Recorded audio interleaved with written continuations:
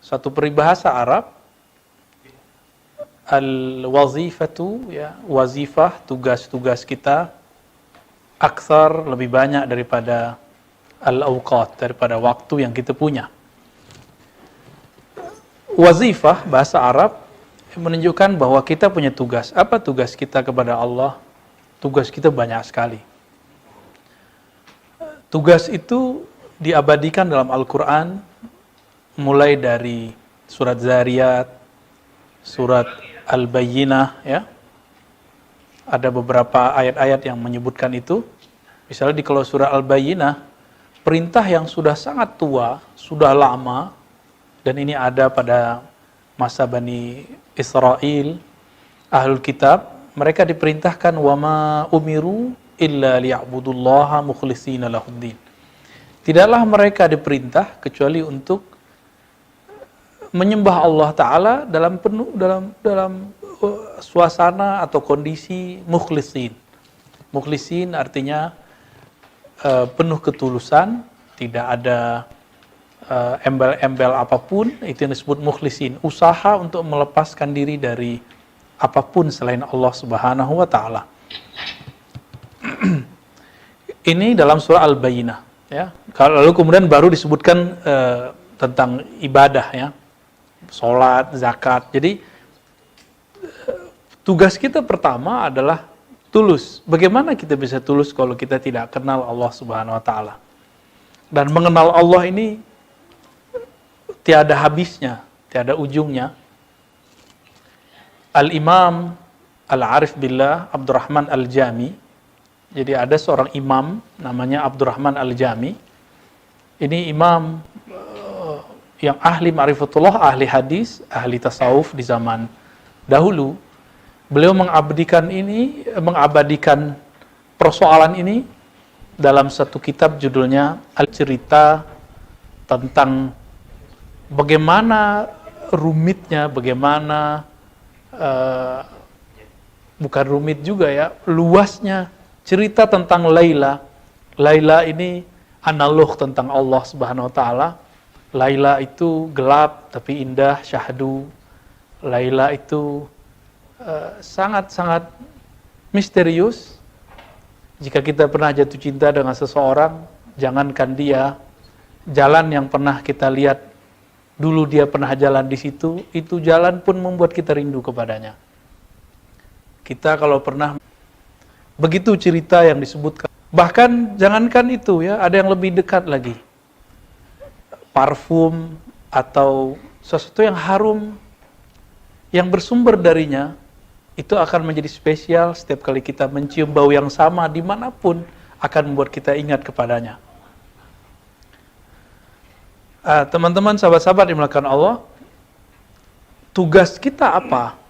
Itulah yang dikatakan dalam surat Al-Bayyinah, begitu juga surat Az-Zariyat. Tidaklah aku ciptakan jin dan manusia kecuali untuk mengenalku.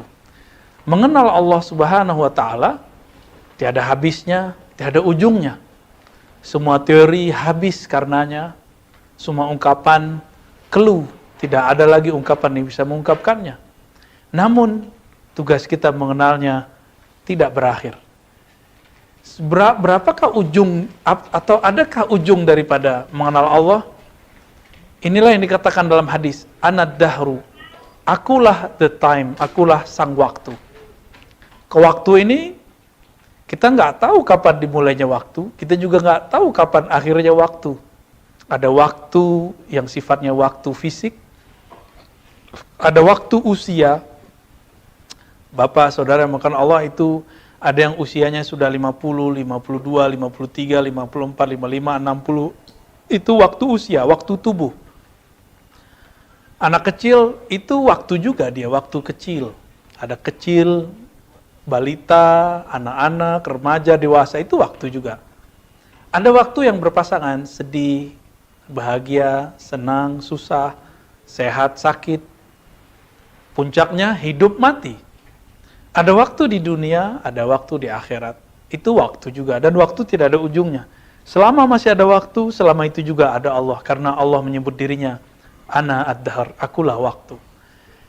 Maka selama kita masih ada, Ada ini tidak hanya di dalam tubuh ini, tapi juga ketika berpindah ke alam lain, maka waktu yang menyimbolkan itu kepada tugas yang tidak henti, tidak akan berhenti juga. Suatu kali sahabat Nabi dalam hadis yang sahih datang kepada Rasulullah. Wahai Rasulullah, menurut engkau bagaimana wahai Rasulullah? Ketika ada seseorang yang mencintai seseorang, mencintai ini bukan cinta nafsu, orang yang dicintainya di makom yang tinggi, di surga tertinggi, sedangkan yang mencintai ini, dia amalannya sedikit, ilmunya tidak banyak. Apakah yang harus dilakukan kira-kira begitu? Apa jawaban Nabi? Nabi memberikan kata simpel untuk memutus kebingungan sahabat ini. Almar'u ma'aman ahabba. Seseorang itu akan bersama yang dia cintai. Jika dia cinta kepada seorang Nabi, maka dia akan bersama Nabi walaupun amalnya tidak seperti Nabi. Tentu ada jarak-jaraknya. Kedekatan kita kepada Allah adalah sejauh mana kita mengenal Allah. Maka Bapak Saudara makan Allah, jangan dipikirkan udah umur pensiun misalnya, udah senior, terus mau mengejar seperti sahabat Nabi Abu Hurairah zikir sehari 12.000, atau seperti Abu Sa'id Al-Khudri yang setiap hari sholat sekian ratus rakaat. Bukan itu maksudnya. Nabi SAW mengajarkan ada jalur pintas, ada jalur ringkas untuk mengenal Allah, untuk mengejar tugas-tugas kita yang kita lewati di masa muda. Apa itu? Inilah yang kita sebut tadi, ya. Waktu kita mengenalnya. Time to know him, ya.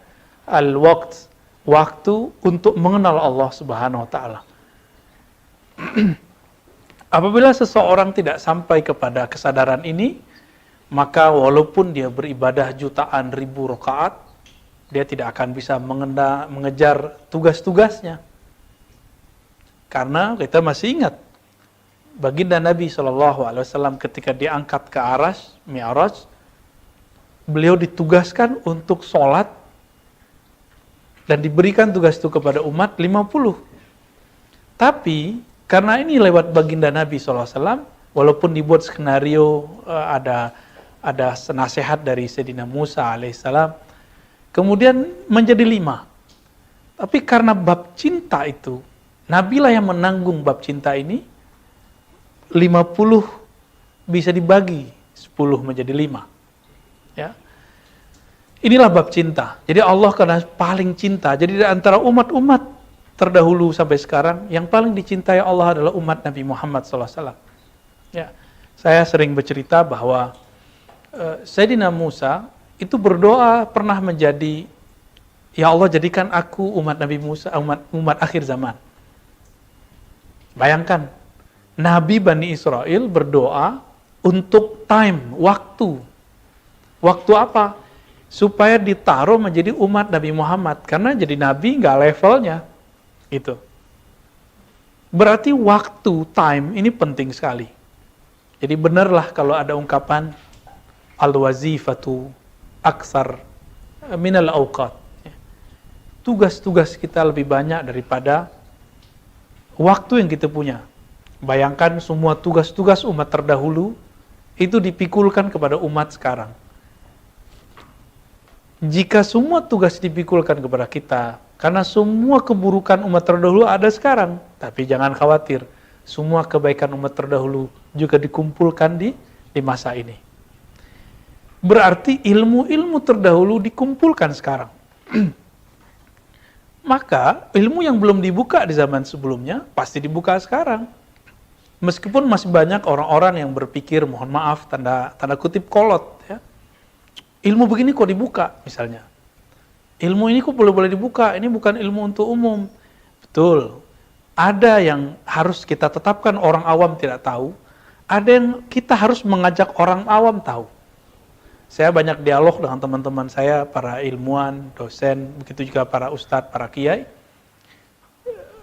Mereka sering nyindir saya mengatakan gini, Ustadz,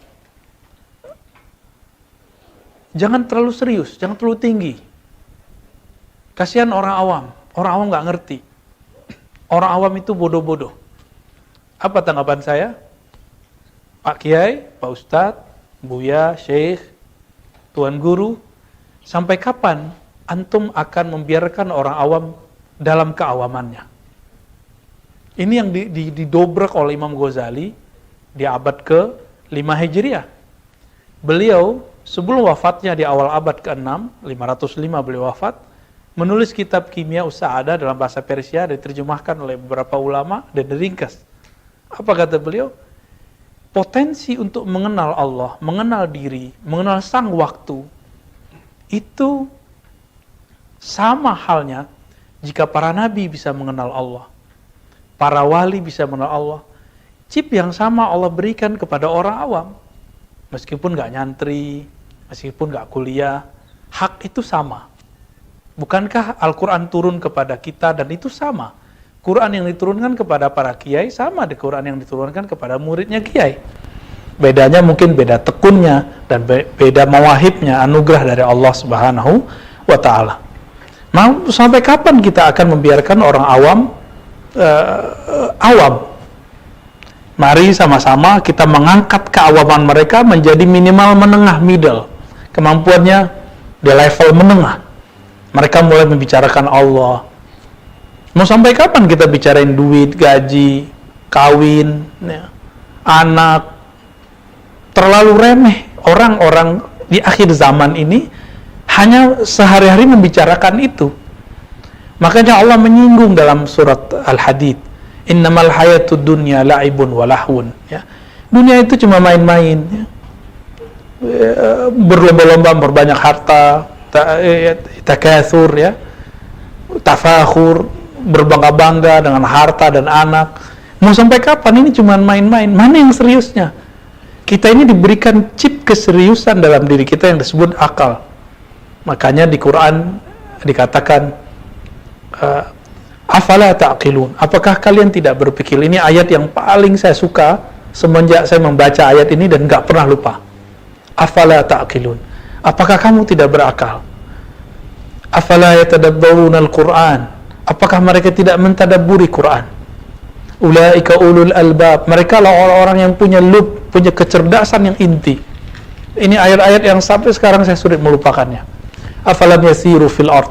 Apakah mereka tidak piknik, membuka hati berjalan di muka bumi, sehingga fatakun, sehingga ada lahum qulubu yaqiluna biha. Mereka punya kolbu yang menjadi server untuk berpikir. Jangan lagi berpikirnya, data-datanya bukan dari kolbu, tapi datanya masih dari dunia empirik, dari syahwat, dari keinginan, keegoisan, ya. Jangan hanya dari situ, tapi mulai masuk kepada alam nuansa qalbiyah. Di kolbu itulah ada ma'rifatullah, mengenal Allah. Maka saya mengajak siapa yang merasa awam, oke, bagus, merasa awam itu tawadhu. Tapi untuk mengenal Allah, kita harus naik. Karena kalau kita nggak kenal Allah di sini, kita harus mencarinya lagi nanti di akhirat. Harus mencarinya lagi nanti di alam kubur. Mumpung masih ada di sini, kita kenal di sini. Ada satu hadis yang juga saya favorit membacanya. Mungkin teman-teman pernah mendengarkan di time-time yang lain, event-event yang lain. Awal seseorang masuk ke alam kubur, apa yang ditanya? Itulah puncak dari tugas manusia. Man rabbuk? Siapa Rabbmu? Siapa Tuhanmu? Siapa yang menciptakanmu? Itu yang ditanya.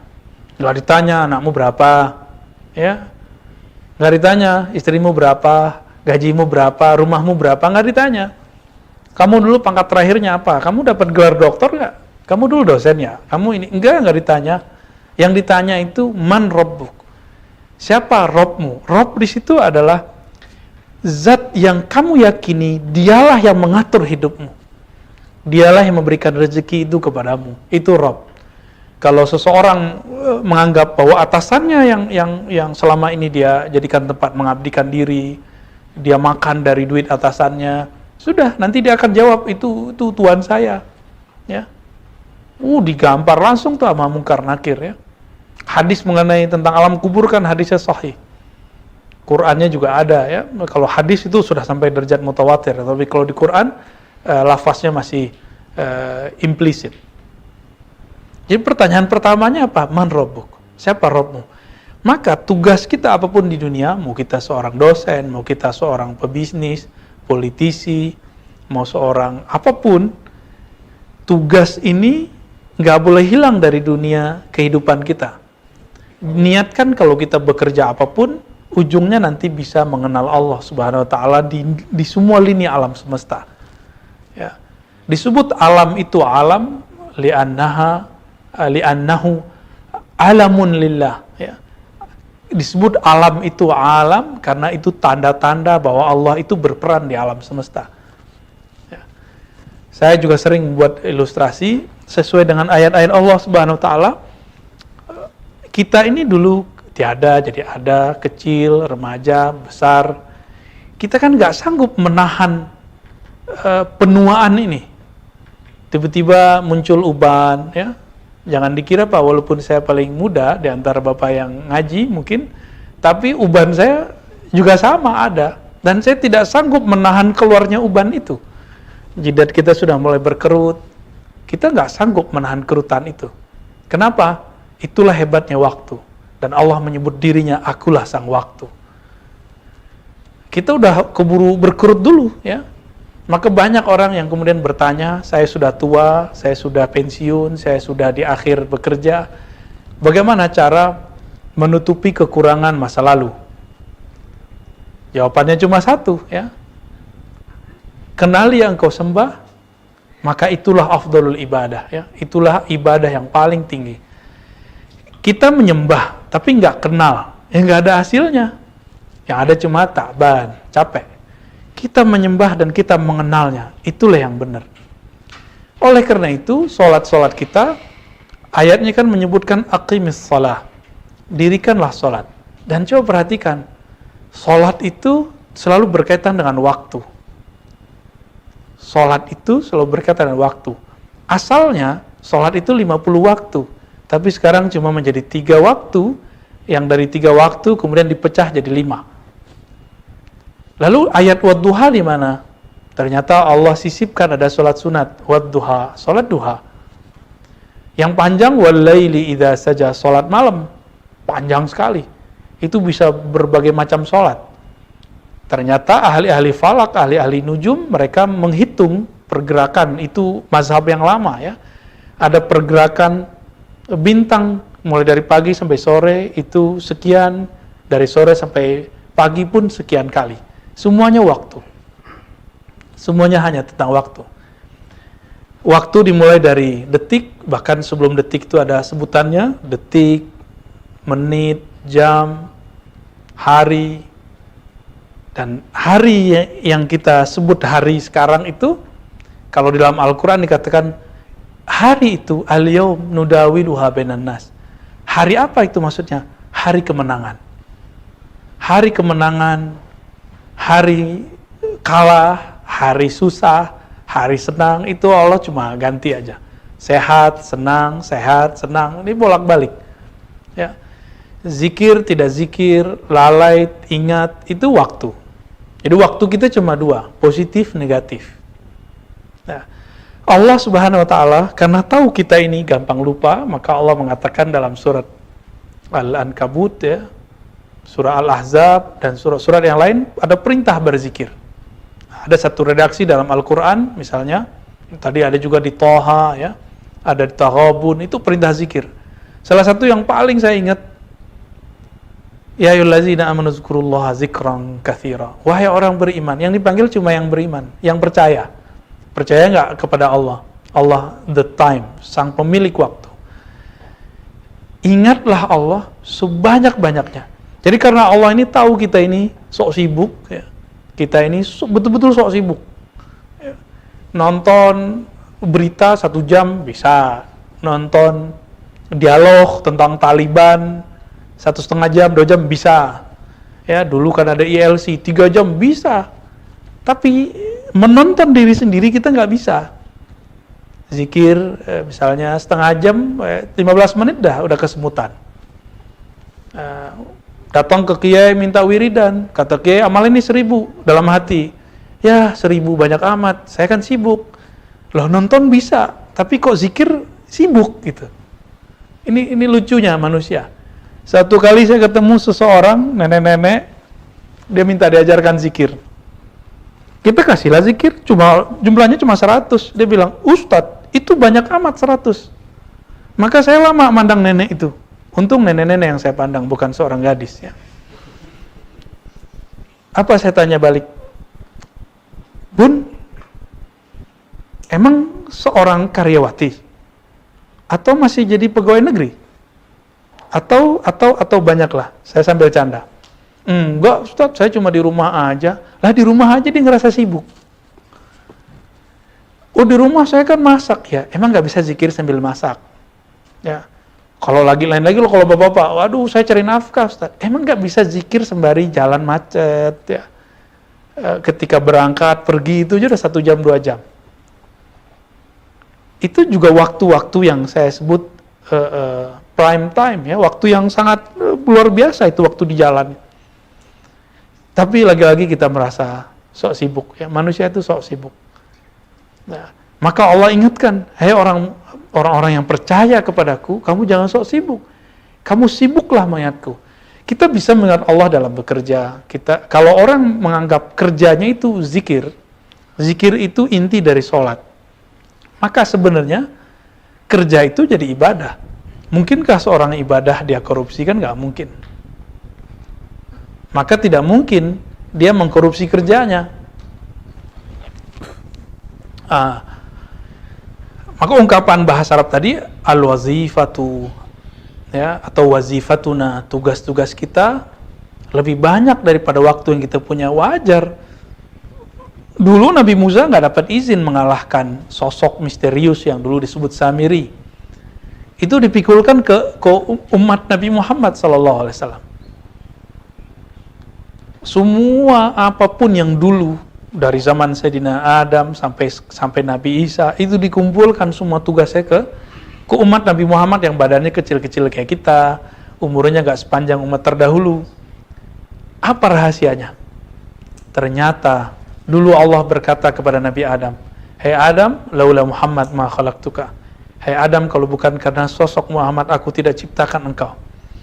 Berarti sosok Muhammad itu sosok yang dicintai. Ini hadis riwayat Imam Hakim, hadisnya sahih walaupun didhaifkan oleh orang yang tidak suka tema-tema ini, ya. Imam Hakim cukuplah dia yang mensahihkannya, ya. Imam ini menukil hadis ini karena inilah satu-satunya hadis yang paling kuat mengenai kenapa Allah menciptakan alam. Tapi kemudian orang-orang mengatakan, ngapain kajian begitu? Kita ini tugas kita bukan mengenal tentang Muhammad atau Nur Muhammad. Tugas kita adalah beribadah. Pertanyaannya, yang paling bagus ibadahnya siapa kalau bukan Nabi Muhammad? Maka untuk kita bisa beribadah, kita harus mengenal yang paling bagus ibadahnya. Itu maksudnya. Itulah makna wa ma khalaqtul jinna wal insa illa liya'budun. Tidaklah aku ciptakan jin dan manusia kecuali untuk menyembahku, untuk mengenalku. Siapakah yang paling kenal Allah? Rasulullah Muhammad. Siapa yang paling cinta kepada Allah? Siapa yang paling bagus ibadahnya kepada Allah? Itulah baginda Nabi Muhammad SAW. Maka jangan dipertentangkan kajian-kajian kita tentang ma'rifatullah, mengenal Allah. Tugas kita mengenal Allah itu dengan ibadah. Ibadah itulah tugas tertinggi. Kenapa? Bapak maukah kerja kepada orang kita nggak kenal, gajinya nggak jelas, orangnya juga nggak jelas, perusahaannya nggak jelas, mau nggak? Kan nggak mau. Saya juga nggak mau. Apalagi kepala saya mau saya taruh di bumi untuk menyembah sesuatu yang saya nggak tahu, kan nggak mungkin. Menyembah sesuatu yang nggak dikenal itu sesuatu yang paling absurd pada diri seseorang. Maka jangan dahulukan ritual zahir, tapi dahulukanlah pengenalan batin. Bahwa kita mengenal Allah dulu, itulah yang paling tinggi tugasnya.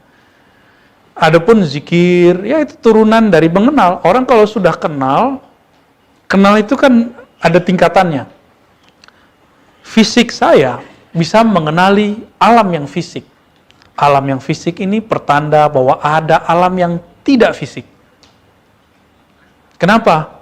Kok tiba-tiba ada anak kecil, besar, gede, tua seperti kita? Kan dulu kita anak-anak juga. Apakah yang membesarkan bapak ibu itu orang tuanya? Atau kita ngatur, ayo kamu jadi gede dong, gede gitu. Seperti film Conan ya. Bapak udah nggak nonton kali ya. Jadi bisa gedein diri, atau kayak Dragon Ball. Ya, anak-anak umur 30-an 40-an tuh masih nonton tuh ya. Jadi bisa berubah jadi menjadi sosok yang lain. Apa begitu? Kan tidak, itu kan cuma dunia khayal. Kita ini tidak sanggup untuk mengecilkan diri ini untuk menjadikan muda atau menjadikan tua. Kita ngikutin jalur aja. Karena ini semua gerakan-gerakan dari Allah. Orang-orang yang belum memperhatikan itu, dia masih merasa dirinya yang menguasai dirinya. Gak usah jauh-jauh, gak usah pakai teks keagamaan. Silakan pelajari ilmu psikologi, ilmu hipnosis, ilmu neurologi. Ternyata ada yang di dalam diri kita yang disebut sisi yang kita tidak sadari, atau disebut alam bawah sadar. Rambut yang tumbuh, kuku yang memanjang, uban yang tumbuh, jantung yang berdenyut, semuanya bergerak tanpa kita sadari. Bahkan kita sering nafas kita nggak sadar. Maka nafas yang paling disukai oleh Allah adalah nafas yang dia sadar dia bernafas karena diberikan izin oleh Allah Subhanahu wa taala. Dia sadar bahwa dia nafas karena diberikan kekuatan oleh Allah Subhanahu wa taala. Maka Bapak, Saudara, sahabat yang makan Allah, betul tugas kita terlalu banyak, tapi kabar gembiranya tugas ini bisa dikerjakan, bisa dicapai dalam satu bab. Apa itu? Ma'rifatullah. Ya. Tadi fisik bisa mengenal yang fisik. Akal kita bisa mengenal yang tidak fisik. Akal itu objeknya sesuatu yang rasional. Rasio, akal, bisa mengenal yang rasional. Tadi, fisik. Kita kalau baca Quran, itu dalil teks, dalil fisik. Orang-orang banyak mengira dalil berhenti di situ. Tidak, dalil ada dalil tertulis. Ada dalil yang tidak tertulis, dalil yang terpatri di akal. Kita kalau mengatakan 1 tambah 1, 2 tambah 2, itu angkanya sudah muncul, 2 tambah 2, 4. Itu dalil akal namanya. Dalil ini tidak bisa menembus sampai kepada Allah. Dia cuma bisa buat analog. Maka akal ini dia punya hard disk internal yang kita sebut dengan otak. Di otak itu situ ada data-data, pengenalan. Otak kita, karena dia tidak bisa memahami sesuatu langsung, maka dia perlu analog. Jadi kita biasanya kalau belum kenal sesuatu, kita buat pengkiasan. Ya, misalnya, maksud daripada A sama dengan B. Sebagai contoh gini, kita mau mengenalkan kepada seseorang indahnya menikah. Dia belum menikah, gimana dong? Ya udah kita sebut saja menikah itu seperti orang baru dapat pekerjaan baru yang dia suka, gitu. Girangnya bukan main. Ini contoh aja. Atau saya mau cerita kepada orang pengalaman rohani, pengalaman spiritual, berzikirkah, bersolawatkah? Kenapa orang-orang yang kalau punya pengalaman rohani nggak tahan menceritakannya? Analognya gimana? Analognya seperti orang yang sedang atau yang baru menikah, tidak sabar menceritakan apa yang dia alami dengan kekasihnya. Sama, mirip-mirip seperti itu. Ya. Itu dalil akal. Jadi akal itu butuh analog. Kalau ingin menceritakan kepada orang, dia harus pakai analog. Nah, maka di Quran itu ada ayat-ayat yang bercerita tentang masal, amsal, ya, perumpamaan orang-orang yang bersedekah. Ini kalau diceritakan bahwa orang yang bersedekah itu dapat ini, kan bingung. Maka Allah buat perumpamaan. Sama dengan orang yang nanam satu biji menumbuhkan satu tangkai, di tangkainya itu ada beberapa cabang, ada 7 cabang, masing-masing cabang ada 100 misalnya gitu. Jadinya 700. Satu sedekah jadi 700. Tapi di situ ada kalimat ad'af katsira, ad'afan katsira. Orang-orang tertentu diberinya bukan 700, tapi bilangan yang banyak sekali. Yang tiada batas, unlimited. Nah itu berarti sudah nggak sanggup lagi akal untuk membahasnya. Itu orang-orang yang bersedekah bukan lagi ngitung-ngitung, bukan lagi karena dia berusaha ikhlas, tapi dia sudah pasrah total kepada Allah Subhanahu wa taala. Kepasrahan kepada Allah adalah nilai yang tanpa batas. Jadi bagaimana cara untuk mengejar kekurangan kita? Itulah yang dikatakan dalam surah Al-Bayyinah, "Wa ma umiru illa liya'budullaha mukhlishina lahuddin." Tidaklah mereka ditugaskan kecuali untuk berserah diri saja, pasrah total kepada Allah Subhanahu wa taala. Itulah yang membuat zikir-zikir kita akan dilipat gandakan menjadi unlimited. Bagaimana caranya? Kenali yang disebut, kenali yang disembah. Maka 2 rakaat orang yang kenal Allah lebih baik daripada 70.000 rakaat orang yang tidak kenal Allah Subhanahu wa taala. Kenapa? Orang yang sholat 70.000 itu nanti dia akan takjub ke dirinya sendiri. Tapi orang yang sholat 2 rakaat, semakin bertambah rakaatnya, dia semakin merasa hina di hadapan Allah SWT. Dan Allah itu suka sekali kalau ada hamba yang merasa hina. Allah paling gak senang kalau ada orang merasa mulia, karena Allah tidak mau ada kemuliaan selain kemuliaan dirinya. Jadi jangan pernah ngerasa, saya ini lebih pinter. Ini kalau Bapak ini masih ngerasa sok pinter, merasa lebih pinter dari orang yang ikut di Zoom ini, udah alamat aja udah ya, jauh dari Allah SWT. Karena itu sifatnya iblis. Iblis itu sifatnya adalah merasa dirinya besar, merasa dirinya pinter. Coba kalau berkumpul dengan komunitas kita, baik offline ataupun online, itu dipapas habis, ya, dihabisin itu, buang masa lalu kita yang hebat itu. Betul dulu Bapak mungkin hebat, pejabat, punya gaji sekian, ya jangan power syndrome. Nah ini penyakit yang ada pada diri seseorang, dia menyebut-nyebut masa lalunya yang hebat. Hati-hati, itu salah satu bagian dari penyakit kolbu. Masa lalu ya masa lalu. Orang-orang yang hebat itu, dia terpacu oleh masa lalu untuk masa depan. Dia tidak berhenti dengan masa lalunya. Baik, kembali kepada hadis qudsi tadi. Allah mengatakan, "Anad dahru, akulah the time. Akulah sang waktu." Siapakah yang sanggup untuk menjadikan Allah atau menangkap Allah sebagai objeknya? Jika Allah mengatakan dialah waktu, yang namanya waktu itu. Oleh karena itu kita harus mengukur diri, ya, la yukallifullahu nafsan illa wus'aha. Allah tidaklah membebani seseorang kecuali sesuai dengan wusa' kelapangannya, kemampuannya. Nah, namun orang-orang yang tambah dekat kepada Allah SWT, nggak mungkin seseorang dekat kepada Allah kalau dia tidak dekat kepada Rasulullah. Inilah ayat yang sering saya baca. Qul in kuntum tuhibbunallaha fattabi'uni. Jika engkau cinta Allah. Jadi agama ini bunya 'alal hub. Agama ini dibangun dengan cinta. Lalu kenapa sekarang orang banyak merasa benci kalau beragama itu menjadi kaku, beragama itu kasar? Karena dia tidak faham inspirasi awal dari ayat ini, bahwa ayat ini mengatakan jalan menujuku itu adalah jalan cinta. Qul in kuntum tuhibbunallaha fattabi'uni, maka ikutilah aku. Jika kepada Allah harus pakai cinta, maka berarti jalan cinta itulah sang Nabi Muhammad SAW. Maka saya menerjemahkan nama Muhammad itu adalah sang pecinta sejati, jalan cinta sejati. Itulah makna Nabi Muhammad Sallallahu Alaihi Wasallam. Maka kami biasa mendengar di pesantren-pesantren dulu guru-guru kita mengatakan, La ilaha illallah Muhammadur Rasulullah, La ilaha illallah Muhammad Habibullah. Tiada yang berhak disembah selain Allah. Muhammad adalah Rasul Allah. Muhammad adalah kekasih Allah. Kekasih Allah tidak ada jaraknya dengan Allah. Kekasih dengan kekasih tidak ada jaraknya. Kenapa? Dialah yang paling kenal. Jika Nabi Musa bisa berdialog dengan Allah, tapi tidak disebut kekasih dalam kekasih mutlak. Nabi Ibrahim punya posisi, ya, Khalilullah, teman. Belum disebut kekasih yang mutlak. Nah, kekasih ini tidak ada hijabnya dengan Allah, tidak ada tirainya dengan Allah. Maka jalan pintas, Bapak saudara makan Allah, apalagi sudah banyak di antara kita yang sudah lewat umurnya, mari kenali Allah lewat kenali Rasulullah.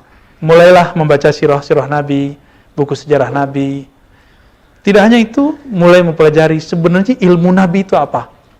Ilmu Nabi adalah ilmu cinta kepada Allah Subhanahu wa Ta'ala. Inilah puncak dari yang ditulis oleh Laila Majnun, oleh Abdurrahman Al-Jami ketika menulis Laila, tokoh yang dicintai yang sangat misterius. Allah SWT. Laila artinya dalam waktu gelap kita tidak bisa melihat. Laila itu artinya gelap sebenarnya. Misterius. Allah itu sangat misterius. Laisa kamitslihi syai'. Tapi Allah juga mengatakan bahwa Dia huwal awwalu wal akhiru wal zahiru wal batin. Dialah yang zahir, dialah yang batin. Dia zahir, berarti dia tidak misterius. Tapi dia juga batin, dia juga misterius. Jadi Allah ini gabungan pelangi-pelangi. Maka beruntunglah orang yang mengerti bahwa Allah ini punya sifat yang sangat beragam. Orang yang cinta itu akan mengenali sesuatu yang banyak dari Allah SWT, sifat-sifat yang beragam. Maka sahabat-sahabat, teman-teman, bapak yang melakukan Allah, tugas kita mengenal Allah, kenali sifatnya, kenali namanya, semoga Allah hantarkan kepada mengenali zatnya. Dengan demikian, sholat yang 2 rakaat lebih bermakna daripada yang sebelum-sebelumnya kita sholat berrakaat-rakaat. Cukuplah, kata Imam Ahmad Tijani, ya, berdasarkan satu riwayat hadis. Sesekali saja seseorang dipandang oleh Allah, lam yu'azibhullah, maka Allah tidak akan menyiksanya selamanya. Jadi sekali saja kita dipandang oleh Allah dengan rahmat, maka Allah tidak akan menyiksa kita selama-lamanya. Kapan saatnya Allah memandang kita dengan rahmat? Rahmat itu adalah cinta. Siapa yang tidak mengenali cintanya kepada Allah, maka dia tidak akan dipandang dengan cintanya. Wassallallahu ala Muhammad. Mungkin ada diskusi, silakan kita diskusikan setelah ini ya. Tafadhal. Baik Pak Ridaya, saya mulainya dari pertanyaan terakhir. Ini banyak ungkapan pertanyaan begini, ini bagus ya, tapi dengar aja jawabannya. Jawabannya bagus apa enggak, nanti rasain sendiri ya. Ngapain belajar ma'rifatullah? Benerin dulu syariat. Ngapain tarekat? Saya kan nggak ngajarin tarekat. Saya ngomong ma'rifatullah. Ma'rifatullah itu bukan tarekat. Ini satu. Yang kedua, udah berapa tahun Bapak belajar syariat? Udah khusyuk belum sholatnya? Kenapa nggak khusyuk-khusyuk? Karena benerin sholat dengan cara yang tidak bener. Benerin sholat cuma benerin gerakannya. Benerin wudunya. Itu zahir. Nabi itu sebelum menurunkan kewajiban sholat, yang diajarkan Nabi adalah ma'rifatullah. Berapa tahun Nabi di Mekah? 13 tahun. 13 tahun ngajarin sholat gak Nabi? 3 tahun sebelum hijrah, itu Nabi naik menjemput perintah sholat ke arasy Allah. Pas turun gak langsung diajarin. Kapan diajarin sholat? Pas sudah pindah ke Madinah. Berarti 3 tahun kosong. Cuma sholat 2 rakaat semalam atau witir. Lagu lama ini sering dikatakan orang karena memang dia gak tahu jalan kepada Allah. Jadi kalau nggak, ngapain belajar tarekat? Saya nggak ngajarin tarekat Pak. Ya. Kalau ingin syariatnya benar, ujungnya syariat apa? Mengenal Allah. Mengenal Allah itu ujungnya syariat. Bapak kalau sudah kenal ya, macet aja dijalani, karena udah kenal duit. Berangkat pagi jam 6, nyampe, kalau di Jakarta sebelum pandemi, nyampe jam 8. Dijalani kan udah kenal duit, cuan, kata orang. Kenal duit 2 jam dijalani untuk bercapek-capek. Dan itu dilakukan 22 hari selama sebulan, kalau perlu lembur.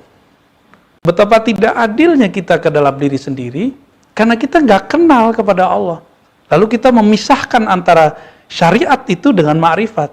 Lalu syariat itu isinya ma'rifatullah. Kalau enggak kayak burung beo, disuruh tahlil matinya tetap aja kecekek ya.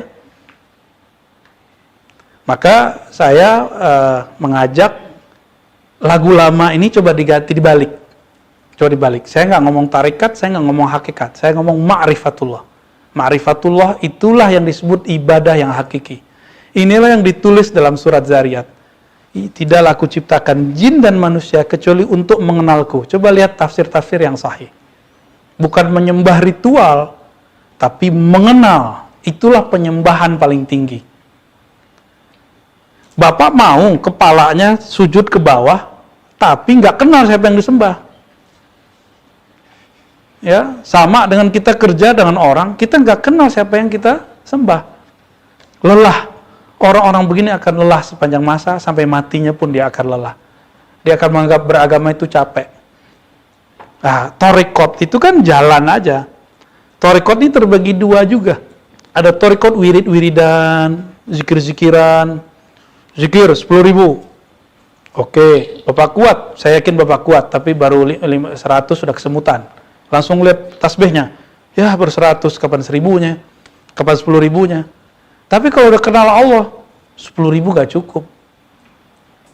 Saya kalau sudah kenal dengan seorang gadis, lalu saya suka kepadanya, dia minta jemput, malam saya jemput. Dia minta ada temenin, saya temenin. 5 jam rasanya 5 menit. Tapi kalau belum kenal, minta dijemput, lu siapa? Ya. Minta ditemenin, 5 menit rasanya sudah lama sekali. Kira-kira seperti itu ilustrasinya. Jadi lagu lama tadi tolong diperbaiki. Ini bukan bermaksud mendebat, tapi saya kasihan aja kalau lagu ini masih diulang-ulangi. Ya. Bapak kalau mikirin, benerin syariat, mau sampai kapan bener syariatnya? Ya. Fikih Syafi'i aja belum beres. Kalau kami alhamdulillah udah ngaji kitab Syafi'i, udah berjilid-jilid.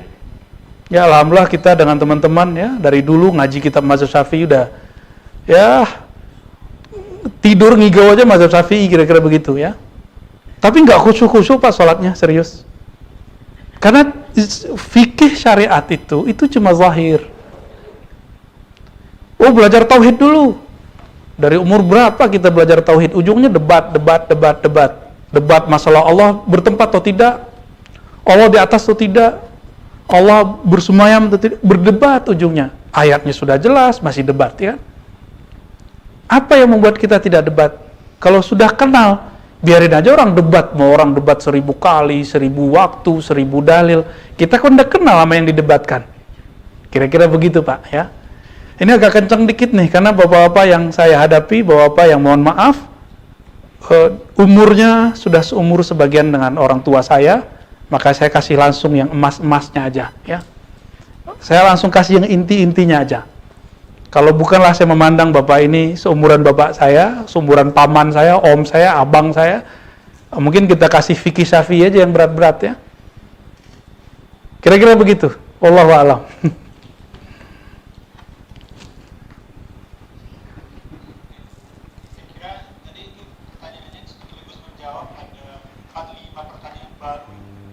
Di kolom chat ini yang intinya itu pertanyaan tentang cara mengenal Allah gitu ya, cara menghadirkan kehusyuan, cara mengingat tidak hanya di pikiran tapi juga di alam, di batin kita atau di kalbu kita gitu. Ini ada satu pertanyaan yang barangkali yang agak minta fatwa ini tentang apakah perokok berat masih bisa mendapatkan cinta Allah gitu. Kemudian yang kedua adalah ya bagus Pak Ridaya ya. Teman-teman, ini bapak-bapak yang melakukan Allah itu kan bukan fisik.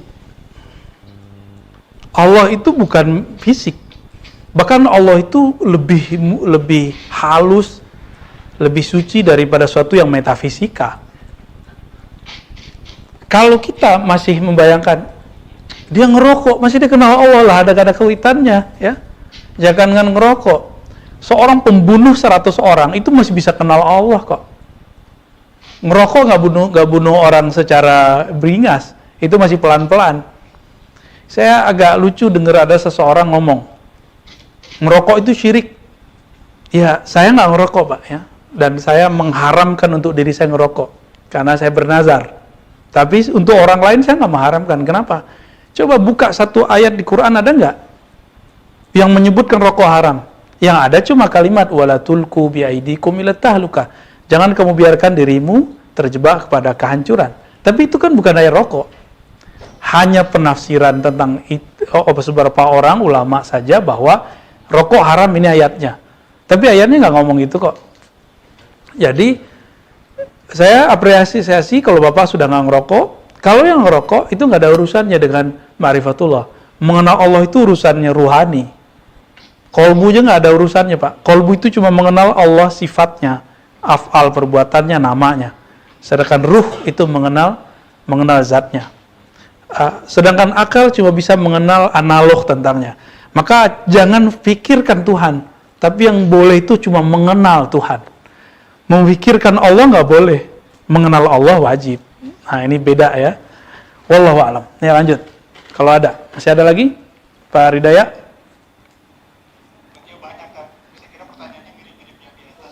Dipilih aja satu atau dua lagi, Pak.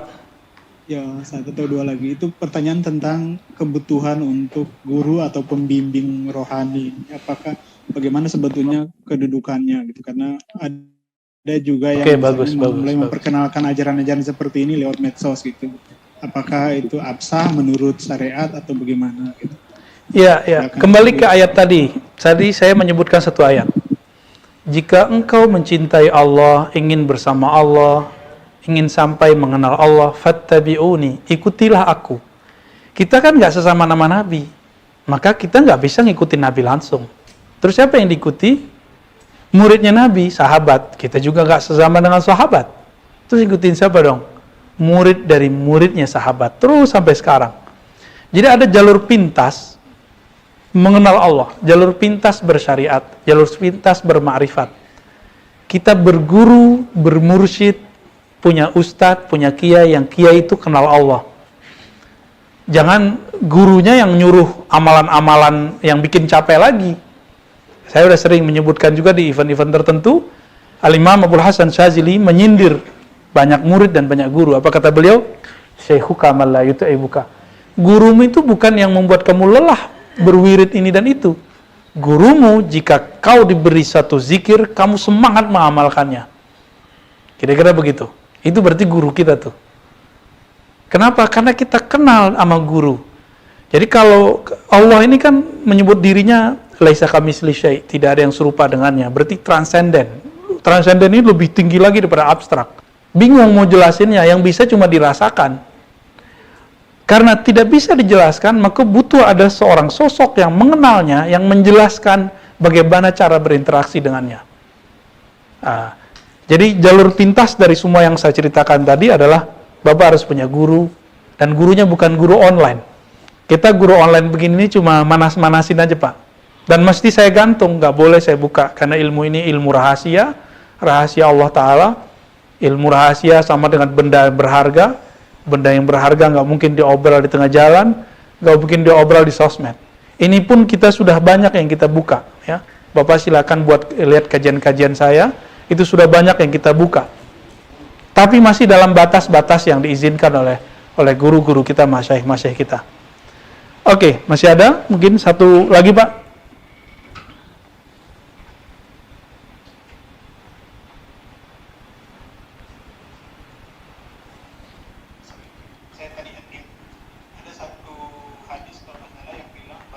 Yang mengenal dirinya, dia akan mengenal Tuhannya. Bagi mungkin Ustadz bisa sedikit mengelaborasi dalil ini dengan apa yang disampaikan tadi soal ma'rifatullah atau mengenal Allah. Baik. Ini perlu kita luruskan bahwa secara ilmu hadis, man arafa nafsahu faqad arafa rabbahu, siapa yang kenal diri, kenal Allah, itu bukan hadis Nabi secara ilmu hadis ya.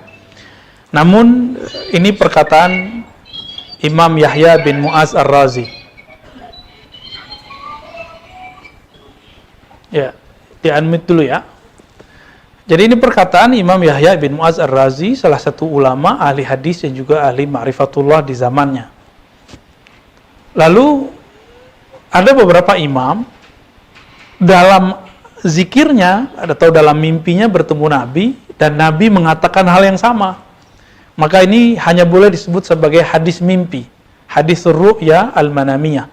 Tidak sampai kepada hadis seperti hadis-hadis yang lain ya. Hadis mimpi bukanlah hadis. Dia semacam ibarat atau hikmah-hikmah yang bisa menyederhanakan beberapa hadis yang sulit dipahami. Namun maknanya sahih, maknanya benar. Siapa yang kenal diri, dia akan kenal Allah. Kita ini kan menurut kita, saya, Bapak misalnya, Bapak Ridaya mengatakan saya itu tubuh yang zahir. Enggak. Tubuh yang zahir itu baru saya yang zahir, saya yang fisik. Saya Ar-Razi, ini nama bisa diganti. Bahkan di kampung saya punya nama lain. Di teman kampus saya dulu saya punya nama lain. Di pesantren saya punya nama lain. Jadi kalau nama yang tubuh fisik ini lain. Yang dikasih nama di pesantren, di kampus, di kampung, itu kan bukan fisik ini saja, tapi ada sisi lain yang diberi nama. Siapa yang dia itulah yang bisa berkoneksi dengan Allah Subhanahu Wa Taala.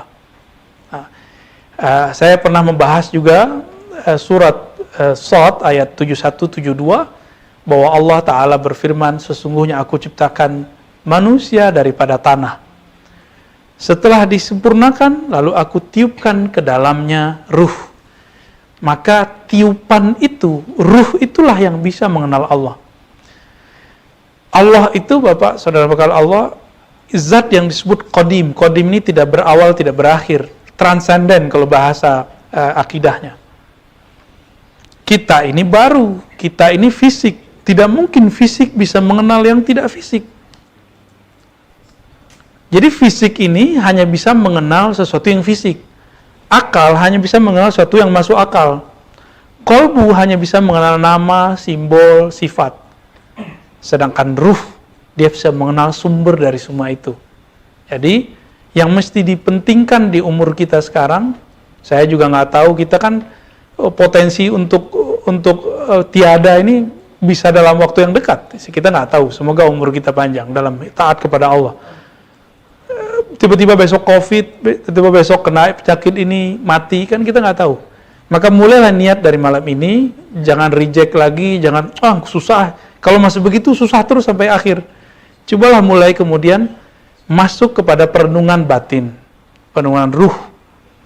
Ya, udah lama mungkin di antara Bapak ini sudah ada yang belajar torikot, belajar masuk aliran ini, aliran itu. Coba mikir-mikir ke diri sendiri. Apa yang salah dari sholat saya? Kok sudah masuk aliran ini sholat saya nggak khusyuk juga? Sudah masuk torikot ini sholat saya nggak khusyuk juga? Apa yang salah? Berarti orientasi keilmuan yang belum nyampe.